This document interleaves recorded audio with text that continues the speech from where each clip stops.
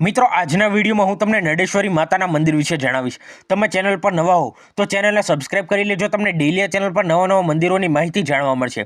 હવે વાત કરીએ આ મંદિર વિશે તો ગુજરાતના બનાસકાંઠા જિલ્લાની સરહદ પર નડેશ્વરી માતાનું મંદિર આવેલું છે। એવું કહેવાય છે કે જ્યારે કોઈ સૈનિક બનાસકાંઠા સરહદ પર ફરજ પર હોય છે ત્યારે તે ફરજ પર જતા પહેલા માતાના દરબારમાં જાય છે અને તે પછી જ તે ફરજ પર જાય છે। એવું માનવામાં આવે છે કે અહીં માતા નડેશ્વરી પોતે સૈનિકોના જીવનનું રક્ષણ કરે છે।